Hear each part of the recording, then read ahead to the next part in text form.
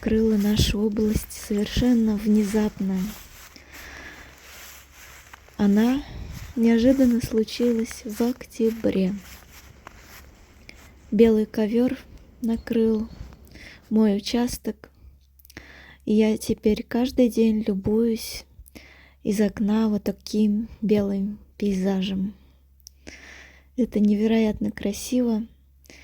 Первый снег всегда у меня ассоциируется с каким-то праздником, ощущение чистоты, какого-то нового начала. Каждый раз посещает меня, как только я вижу первый снег. Вася тоже заценил этот снег, и он теперь очень часто просится на улицу, мочит свои лапы, мышкует, конечно же, ловит мышек. А по вечерам Вася греется в кресле возле печки. Он очень полюбил это место, как только наступили холода. Тем временем ковер из снега становится все пышнее и пышнее, все более хрустящее и хрустящее. И мой домик теперь оделся в зимнюю шубку.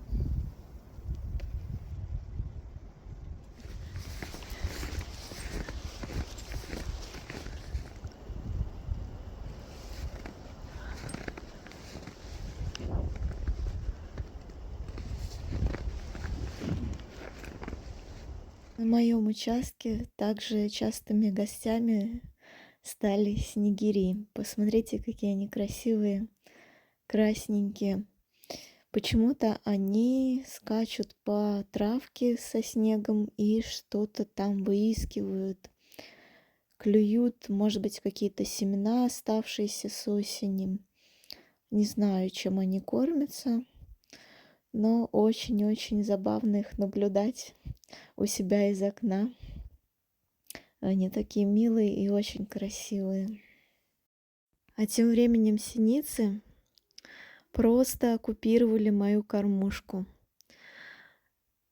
Я каждое утро насыпаю им полную кормушку семечек, и они буквально склевывают ее за каких-то 2-3 часа. Посмотрите, как они активно подлетают к ней и просто выедают оттуда все до крошки.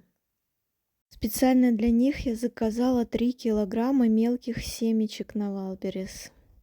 И пакет очень заметно стал быстро убывать. Да, я думаю, по-моему, я этих птичек избаловала.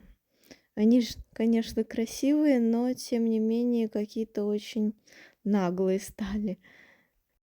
Но через некоторое время я заметила, что все-таки снегирям удалось отвоевать хотя бы маленький кусочек кормушки. Там оставалось немножко семечек, и вот они прилетели угоститься семечками. Но все-таки война у них продолжает происходить. Синицы продолжают отвоевывать у снегирей вот эту кормушку, даже несмотря на то, что она уже пустая. И я все чаще и чаще задумываюсь о том, чтобы купить вторую такую же. А из-за того, что за окном очень часто стали появляться птицы, мои кошки просто не слезают с окна и постоянно наблюдают за птичками. Вот здесь Буся просто высматривает их постоянно.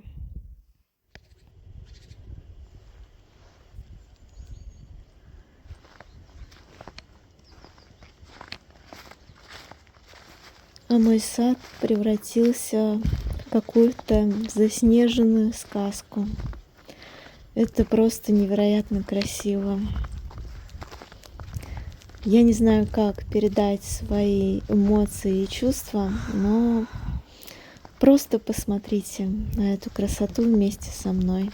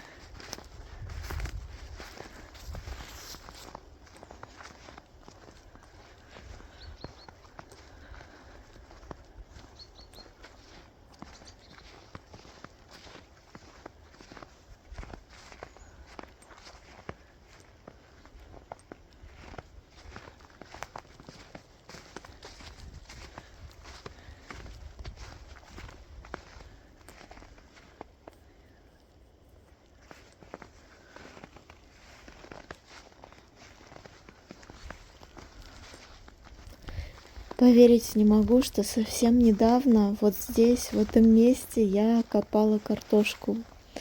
А теперь здесь просто заснеженное поле. Без листьев мой участок стал таким прозрачным, и стало очень хорошо все проглядываться сквозь деревья. Летом я такой картины не наблюдала. А сейчас я двигаюсь в конец участка, там, где посажены голубые ели. Это дерево занесено в Красную книгу. И я очень удивилась, что по границе участка вот этих голубых елей посажено очень много. И, наверное, на Новый год я украшу эти ели как-нибудь красиво.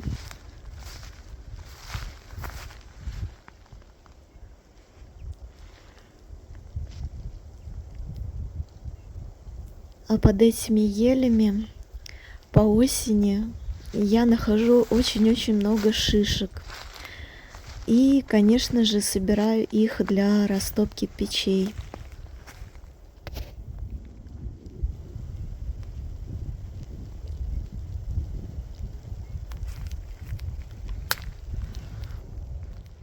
А за моей баней растет калина. И посмотрите, какие красивые ягоды под снегом. Красные и белые. Невероятно чистое, красивое сочетание цветов. Калину я уже собирала осенью и в блендере прокручивала с медом. И сейчас у меня стоит баночка прокрученной калины с медом. И периодически я завариваю ее вместо чая.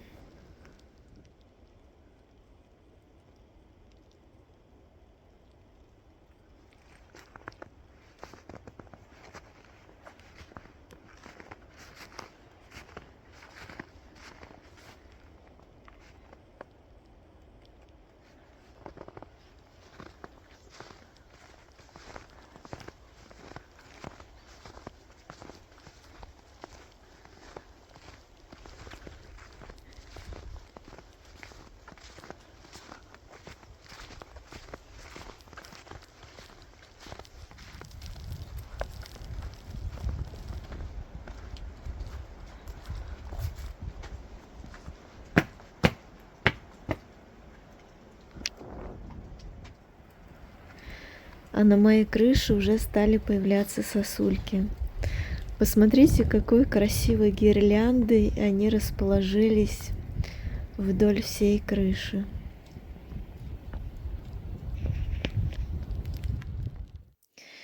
Тем временем у мышонка, которого я спасла от голодной и холодной зимы, появился свой домик. Посмотрите, красивый какой бокс я ему купила. И он там с удовольствием теперь обитает по соседству с Тришей. Триша очень любит здесь спать. Вот такой вот интересный у нас дуэт здесь. А мышонок настолько сильно освоился уже, что не боится меня даже вот когда я вот так близко к нему подхожу. Посмотрите, он спокойно висит на клетке и бегает рядом с Тришей. Он уже немного подрос. У него стали такие красивые ушки, подросли. Он уже чуть больше спичечного коробка. Ну, чтобы вы понимали, какие у него размеры, потому что на видео не совсем это понятно. Я его кормлю семечками. Также у него в боксе стоит поилка. И также я ему даю овощи разные. А еще у него там есть ватка, где он может сделать себе гнездо. Думаю, когда зима закончится, я его отпущу на улицу, где-нибудь подальше от дома. А пока он будет зимовать у меня. Посмотрите, какая милая мордашка. Ну как можно бояться вот такое милое существо? Напишите в комментариях, какое имя можно ему дать. Я вот думаю, думаю, но мне в голову вообще ничего не приходит. Может быть, у вас какие-то идеи появятся.